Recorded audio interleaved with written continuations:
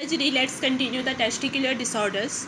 So next हम इसमें ectopic testis के बारे में डिस्कस करेंगे. तो एक्टोपिक टेस्टिस किसको बोलते हैं?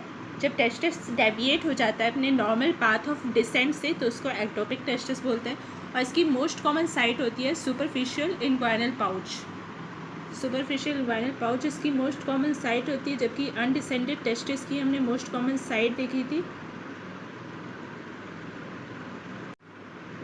इन्ग्वाइनल कैनाल पे. मोस्ट कॉमन साइट देखी थी हमने अनडिसेंडेड टेस्टिस की. तो ये इसमें डिफरेंस है. देन एक्टोपिक टेस्टिस का मैनेजमेंट कैसे होता है? ऑर्किडोपेक्सी से, मतलब सेम टेस्टिस को स्क्रॉटम तक लाना है. एंड नेक्स्ट है रेट्रैक्टाइल टेस्टिस. तो रेट्रैक्टाइल टेस्टिस क्या होता है? इसमें नॉर्मल वेरिएंट होता है. ये इसमें टेस्टिस जो है स्क्रॉटम में होता है, बट ओकेजनली ये जंप कर जाता है इन्ग्वाइनल कैनाल में, मतलब बीच बीच में चला जाता है फिर वापस आ जाता है. और एग्जामिनेशन पे हमको क्या मिलता है? स्क्रोटल रुगोसिटीज़ ना प्रेजेंट रहती है, मतलब स्क्रोटम के जो फोल्ड्स है वो प्रेजेंट होते हैं. देन अनडिसेंडेड टेस्टिस में स्क्रोटम वेल डेवलप नहीं होता है, जबकि इसमें वेल डेवलप्ड है, तभी तो रुगोसिटीज़ प्रेजेंट है. एंड मैनेजमेंट क्या होता है? रीअश्योर कराते हैं बस पेशेंट को, क्योंकि नॉर्मल है, इसमें सर्जरी की ज़रूरत नहीं है, ऐसा उसको पेशेंट को बताते हैं. नाउ टॉर्शन देखते हैं, टेस्टिस का टॉर्शन कैसे होता है. इसके रिस्क फैक्टर्स होते हैं कुछ. तो एक तो बेल क्लैपर टेस्टिस होता है जो मोस्ट कॉमन रिस्क फैक्टर है. तो इसमें क्या होता है कि हाई इन्वेस्टमेंट हो जाता है ट्यूनिका वेजाइनलिस का, मतलब ट्यूनिका वेजाइनलिस ज़्यादा ऊपर चली जाती है. तो नॉर्मली कैसा रहता है, जैसा डायग्राम में राइट साइड में दिख रहा है वैसा रहता है. नॉर्मली साइड में रहती है ट्यूनिका वेजाइनलिस, जबकि इसमें जो है ना बेल क्लैपर टेस्टिस में वो ट्यूनिका वेजाइनलिस टॉप पे चली जाती है टेस्टिस के. तो नाउ ये टेस्टिस रोटेट भी हो सकता है. तो जब रोटेट होता है तो उस टाइप का लगता है जैसे हम टेम्पल में बेल बजाते हैं ना, तो वो जैसे दिखता है उसी टाइप का ये दिखने लगता है, इसलिए इसको बेल क्लैपर टेस्टिस बोलते हैं. देन नेक्स्ट है टेस्टिकुलर इन्वर्जन. तो टेस्टिकुलर इन्वर्जन अगर हो जाता है, मतलब वो लॉन्गिट्यूडनल के बजाय ट्रांसवर्स हो जाता है, तो उस कंडीशन में भी रिस्क होता है टॉर्शन का. देन थर्ड, अनडिसेंडेड टेस्टिस एक रिस्क फैक्टर है. नाउ फोर्थ रिस्क फैक्टर है torsion of cyst of Morgagni. So torsion of cyst of Morgagni का क्या क्लिनिकल फीचर होता है? टेस्टिकुलर टॉर्शन इसका जो होता है ना क्लिनिकल फीचर उसके जैसा ही रहता है, सेम क्लिनिकल फीचर. उसका साइन स्पेसिफिक क्या होता है? क्लासिकल साइन जो सिस्ट ऑफ मर्गैगनी के टॉर्शन का होता है वो होता है ब्लू डॉट साइन, जो कि डॉपलर के थ्रू पता चल जाता है. नाउ क्लिनिकल फीचर कैसे रहेगा टॉर्शन के लिए? यंग मेल में ज़्यादा होता है.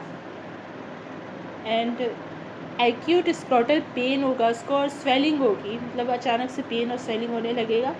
एंड उसकी वजह से वो मॉर्निंग में जल्दी उठ जाता है. और मोस्टली ये पेशेंट जो है 4 to 5 AM के बीच में आते हैं, जब एग्जैक्टली नींद लगने का टाइम होता है. एंड इसका डिफरेंशियल डायग्नोसिस कैसा होता है? एपिडिडर्मो ऑर्काइटिस का डिफरेंशियल डायग्नोसिस होता है.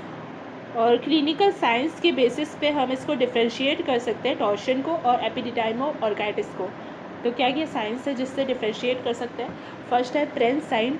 तो इसमें क्या किया जाता है? इन्वॉल्व टेस्टिस को अगर हम लिफ्ट करते हैं ना, तो पेन अगर डिक्रीज़ हो रहा है तो वो एपिडिडाइमो ऑर्काइटिस होता है, और अगर पेन इंक्रीज़ हो रहा है तो वो टॉर्शन होता है. तो इसमें एपिडिडाइमो ऑर्काइटिस में फिर क्या ट्रीटमेंट दिया जाता है?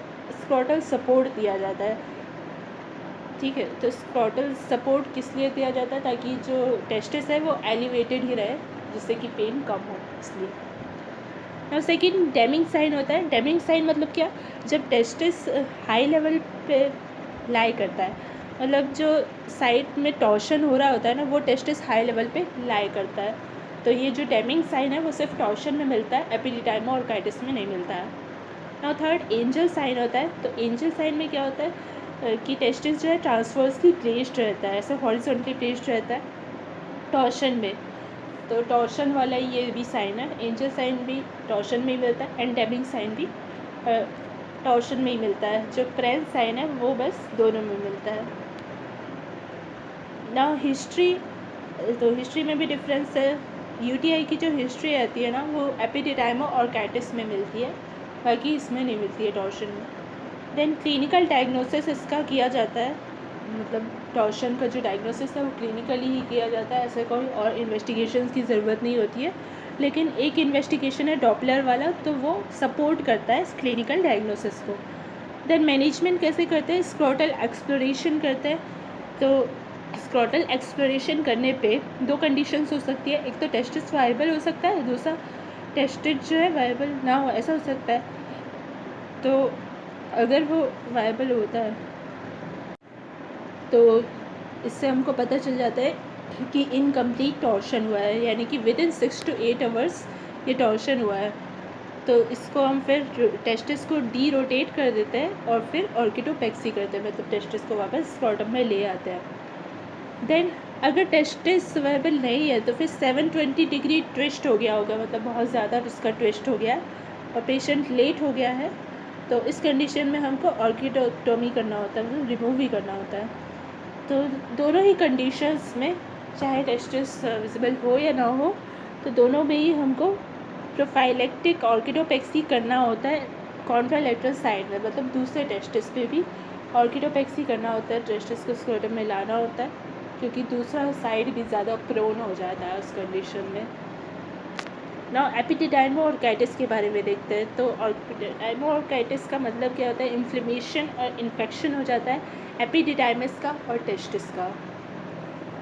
देन मैनेजमेंट क्या होता है इसका, मोस्ट कॉमन ऑर्गेनिज्म जो लेस देन 40 ईयर्स में अफेक्ट करता है एपिडिडाइमो ऑर्काइटिस को, जो कॉज करता है वो होता है क्लैमाइडिया, और जबकि एल्डरली में जो ऑर्गेनिज्म रिस्पॉन्सिबल होता है एपिडिडाइमो ऑर्काइटिस के लिए वो होता है ई कोलाई, जो यूटीआई इन्फेक्शन के सेकेंडरी होता है।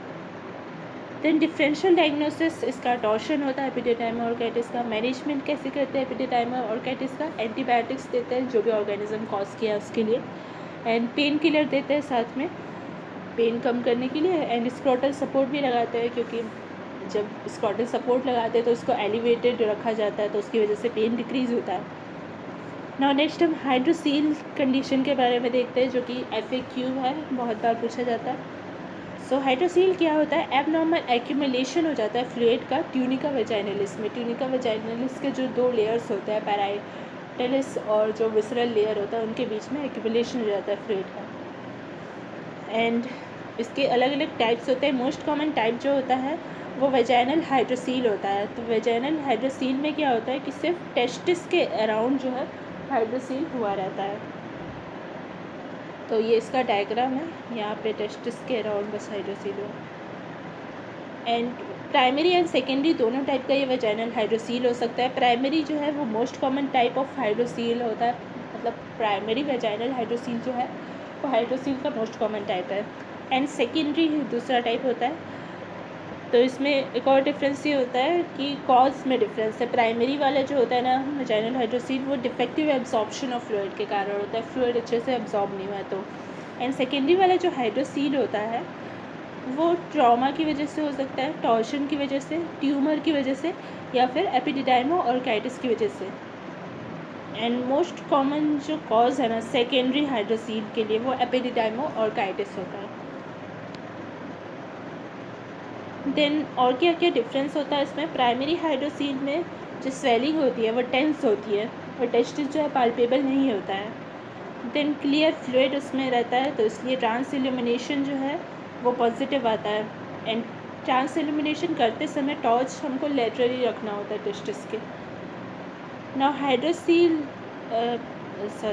इसका और डिफरेंस क्या है, सेकेंडरी हाइड्रोसील में सिक्रीशन ऑफ फ्लूइड जो है ना वो बढ़ जाता है और स्वेलिंग जो है वो लैक्स रहती है, मतलब थोड़ी रिलैक्स रहती है।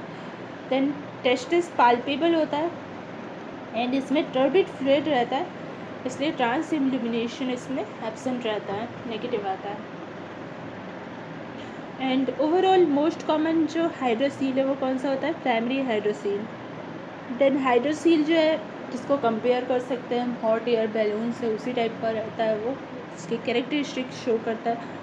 तो फ्लक्चुएशन जैसे बैलून में होता है ना, तो एक साइड से दबाने पे दूसरे साइड से वो स्वेलअप हो जाता है, तो वैसा ही कुछ हाइड्रोसील में भी होता है। तो एक साइड से जब हम उसको प्रेस करते हैं तो दूसरे साइड में वो स्वेल हो जाता है। इसमें कोई कफ इम्पल्स नहीं देखने को मिलता है हाइड्रोसील में, एंड अबव द स्वेलिंग जाना पॉसिबल होता है हाइड्रोसील में, तो ये सजेस्ट करता है स्क्रोटल स्वेलिंग को।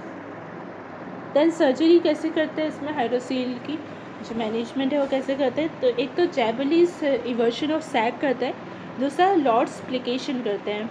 तो जैबलीज इवर्शन ऑफ सैक में क्या, एक तो ये लार्ज हाइड्रोसील के लिए मोस्ट कॉमन है, मतलब मोस्ट कॉमनली ये ऑपरेशन किया जाता है। एंड सिक्रीटरी सरफेस इसमें ना एक दूसरे को फेस ना करे, कुछ इस तरीके से इवर्ट कर दिया जाता है उसे। देन प्रोसीजर क्या होता है, इंसिजन देते हैं, फिर कॉटराइजेशन करते हैं ब्लीडिंग को रोकने के लिए, फिर स्पेस बनाते हैं एंड सैक को पंचर करते हैं स्टैब इंसिजन से, फिर फ्लूइड को हम रिमूव करते हैं जो कि एक फाउंटेन की तरह आता है बाहर। देन हम वर्जन ऑफ सैक को स्टार्ट करते हैं एंड सूचर करते हैं उसको टेस्टिस को डिलीवर करके, है ना। फिर बहुत हाई नहीं रखना होता है ना इसको, सैक का इवर्जन जो है, जिससे कि वो कॉर्ड स्ट्रक्चर्स को कंप्रेस कर सके, वैसा मतलब हाई नहीं, सॉरी टाइट नहीं रखना है उसको, बहुत टाइट, जिससे कि कॉर्ड स्ट्रक्चर्स कंप्रेस हो जाए, इतना भी टाइट नहीं रखना है। देन हम टेस्टिस को उसके बाद रीपोजिट कर देते हैं, वापस से उसको पोजीशन में ले आते हैं एंड ये श्योर करते हैं कि टेस्टिस का टॉर्शन तो नहीं हुआ है, मतलब उसको स्ट्रेट करना होता है। फिर स्क्रोटल सपोर्ट के लिए हम बोलते हैं पेशेंट को कि कुछ दिनों तक वो स्क्रोटल सपोर्ट को लगाए रहे। देन विक्रेल सूचर यूज़ किया जाता है इसमें सूचरिंग के लिए गवर्नमेंट हॉस्पिटल में, वैसे कैटगट सूचर भी यूज़ किया जाता है अगर विक्रेल अवेलेबल नहीं है तो। देन मसल लेयर को प्रॉपर्ली क्लोज किया जाता है, वरना हीमेटोमा होने के चांसेस रहते हैं। इसके बाद सब क्यूटेनियस सूचर लगाया जाता है एंड फाइनली स्किन सूचर लगाया जाता है एंड सूचर को हम रिमूव कर सकते हैं 12 to 14 वीक्स तक।